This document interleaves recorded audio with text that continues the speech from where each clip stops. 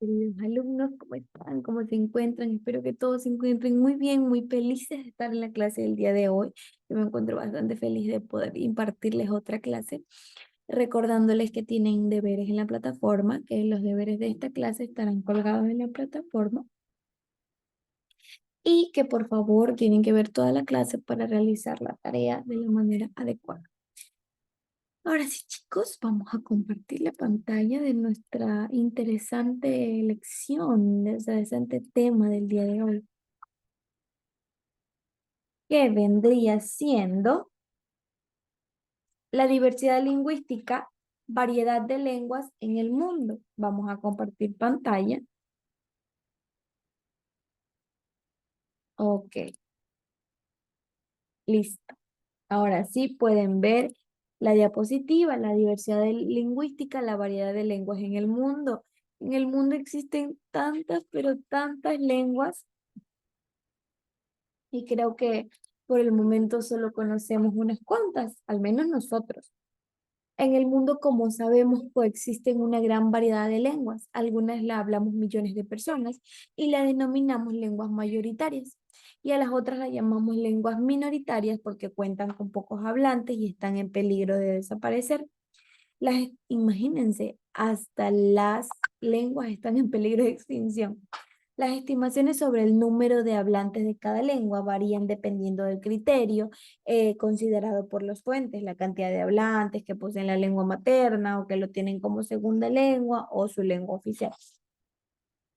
Eh, el español en la actualidad. El español es la lengua romántica con mayor número de hablantes y goza con la actualidad de inudible prestigio como lengua de comunicación internacional. Tenemos, la mayoría de personas habla la lengua española, el español, pero el lenguaje que predomina en el mundo es el chino, el inglés y en tercer lugar está el español. Existen 848 millones de hablantes chinos que hablan chino, 800 millones de hablantes que hablan inglés y 450 millones de hablantes en español. El español es la tercera lengua más hablada del planeta. Sin duda, su enorme presencia en el mundo se debe a su importante expansión geográfica en la zona del centro y el sur del continente, donde es lengua oficial en 18 países. Sin embargo, se habla español en otras zonas, aunque no sea la lengua oficial. En Filipinas fue durante los siglos XX, por ahí. Eh, Fue una lengua oficial y debido a su influencia en Estados Unidos dejó su lugar al inglés y a las lenguas autónomas. En Estados Unidos, donde casi 40 millones de personas emplean el español como lengua habitual, imagínense, donde su lengua materna es el inglés, ellos también quieren hablar español. De hecho, el español es un idioma muy difícil de aprender, bastante complicado ya que tenemos un vocabulario muy extenso. En África se habla español en aquellas zonas que han mantenido una estrecha relación con España, la Guinea Ecuatorial. También se habla en una variante del castellano, que esto quiere decir los que hablan español, pero un español diferente al que nosotros conocemos. A pesar de la gran diversidad geográfica y cultural de sus hablantes, la lengua española se caracteriza por su unidad lingüística. Esta unidad se consigue en gran parte a las normas de corrección que hay en la Real Academia Española. Esto sirve para los guías, de guía para los que están hablando español. Cuando las personas aprenden un nuevo idioma, es como un bebé aprendiera a hablar. Y ahora vamos a ver un pequeño video de las diversidades de lenguas que hay en el mundo. Y les pido que por favor presten mucha atención a este video porque es muy, muy interesante. ¿Habéis pensado alguna vez lo importante que son las lenguas en nuestra vida? Nos sirven para comunicarnos con los demás y con nosotros mismos, para expresar nuestros sentimientos, para construir nuestros conocimientos. ¿Y os habéis fijado en cuántas lenguas tenemos a nuestro alrededor? Estamos rodeados por textos y por lenguas diferentes. Las lenguas se mezclan y viven entre ellas y todas, desde las menos extendidas hasta las más globales, sirven a los hablantes que las utilizan para comunicarse. Las lenguas forman parte de nosotros mismos, de nuestra identidad. Nos acompañan a lo largo de la vida y nos parecen tan naturales que, con frecuencia, no nos paramos a reflexionar sobre ellas. Hay casi 7000 lenguas vivas. Desde la antigüedad, las personas han tratado de explicar el cómo y el por qué hay tantas lenguas mediante mitos como, por ejemplo, la Torre de Babel. El 26 de septiembre, Día Europeo de las Lenguas, se promueve el aprendizaje de idiomas y la diversidad lingüística.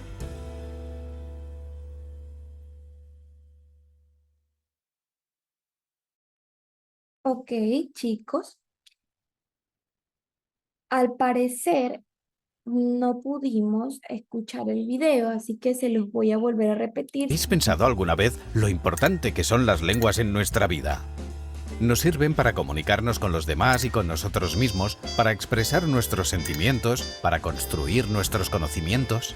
¿Y os habéis fijado en cuántas lenguas tenemos a nuestro alrededor? Estamos rodeados por textos y por lenguas diferentes. Las lenguas se mezclan y viven entre ellas, y todas, desde las menos extendidas hasta las más globales, sirven a los hablantes que las utilizan para comunicarse. Las lenguas forman parte de nosotros mismos, de nuestra identidad. Nos acompañan a lo largo de la vida y nos parecen tan naturales que, con frecuencia, no nos paramos a reflexionar sobre ellas. Hay casi 7000 lenguas vivas. Desde la antigüedad, las personas han tratado de explicar el cómo y el por qué hay tantas lenguas mediante mitos como, por ejemplo, la Torre de Babel.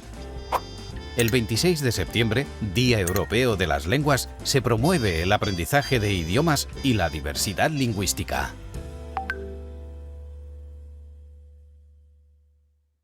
Ok, chicos. Si tuvimos que ver el video 2 veces fue por precaución de que no se haya escuchado la primera vez el audio, ya que me apareció un pequeño anuncio. No importa, si vimos el video 2 veces, esto significa que ya entendimos totalmente la diversidad de las lenguas y sí, como se pudieron dar cuenta, existen tantas, pero tantas lenguas. Buongiorno, buenos días, bon día, ohayo gozaimasu, good morning. Estas son una de las cuantas maneras de decir buenos días, para que nos demos cuenta del extenso mundo de la lengua. Ahora vamos a hablar de los vicios programáticos en el lenguaje. ¿Qué queremos referir cuando decimos vicios programáticos en el lenguaje? Los vicios del lenguaje son transgresiones de la normativa del idioma, es decir, son palabras o estructuras de construcción equivocada que no están bien, o empleo de vocabulario inadecuado que puedan dificultar la interpretación correcta de un escrito o comprensión de discurso. Los vicios del lenguaje se dividen en 3 grupos: los vicios pragmáticos, sintácticos y semánticos. Los vicios programáticos surgen en el momento del mismo discurso. Este tipo de vicios de lenguaje ocurren cuando el empleo de alguna forma lingüística temporal se sale de lo temporal y se convierte un poquito más en convencional, cuando la forma gramatical ya deja de ser correcta, pero se utilizan palabras antiguas o inventadas y se obstaculiza la comunicación. Vamos a darles un ejemplo que yo considero muy interesante, que siempre me confundía siendo ecuatoriana, siendo costeña, que decían, dame 2 latas. Y yo, 2 latas, ¿a qué te refieres? Yo, Dios mío, ¿de dónde voy a sacar 2 latas? Y se refería a $2. Entonces, esas vendrían siendo unos vicios pragmáticos en el lenguaje. Los arcaísmos son todas aquellas palabras que han dejado de usarse porque van extinguiendo de generación en generación, como por ejemplo alar, que significa saliente debajo de la cubierta del tejado, el cuesco, que antes significaba puñete, el botín, que todavía está por aquí, que significa zapato, el aguamil, que es la bacara, y el bacín, que es la vaselina. La vaselina vendría siendo la vasenilla, entonces ahí nos decimos vaselina, ¿qué será eso? Pero ahora ya se conoce como vasenilla. En cuanto a los neologismos, se refiere al uso exagerado de palabras nuevas y en algunos casos ingresan al idioma y corresponden a nuevas tecnologías, nuevas modas, los alimentos o formas de ver al mundo. WhatsAppear, enviar mensajes por WhatsApp. Postear, publicar una información. Cliquear o cliquear. Este viendo siendo un sonido onomatopéyico de presionar el botón. Emoticón, que son imágenes prediseñadas que vendrían siendo los emojis. Existen autores que incluyen esto como un vicio pragmático, aunque sus características también podrían ser un vicio sintáctico. En la cacofonía se refiere a la construcción de frases cuya estructura es desagradable a lo que se escucha convencional. Por ejemplo, atroz.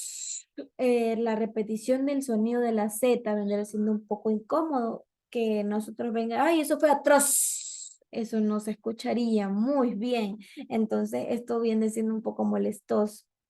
Y otro ejemplo, el amigo le dijo que más daba. En la repetición de las palabras también es un poco incómodo. Yo dije ayer, yo dije cuando yo, es un poco incómodo.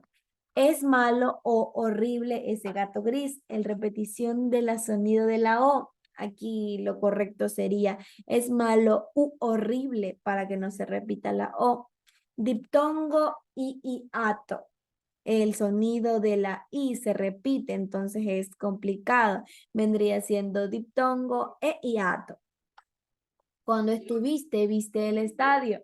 La repetición de, de la palabra viste, aunque la primera es estuviste, la segunda es viste, de ver, viene siendo incómodo. Cuando estuviste, viste el estadio. ¿Qué me está diciendo? Más si lo decimos rápido. Entonces, chicos, eso es lo que vendría siendo eh, los vicios pragmáticos en el lenguaje. Ahora vamos a hablar del análisis de la obra. Este es un tema bastante interesante que va de la mano, por así decirlo.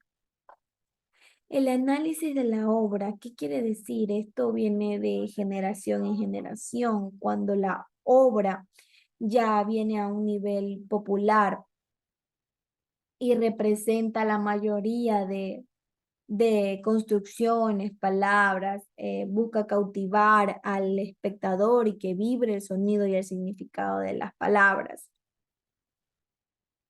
Y así es como los procesos de declamación son los siguientes: la dicción, los gestos, el movimiento, la naturalidad, la flexibilidad, las pausas, la voz. En la dicción tienen que tener una buena dicción para que la obra, si es interpretada, sea lo más realista posible. En los gestos ellos tienen que decir, mover las manos, poner expresiones para que sea muy buena ante la vista.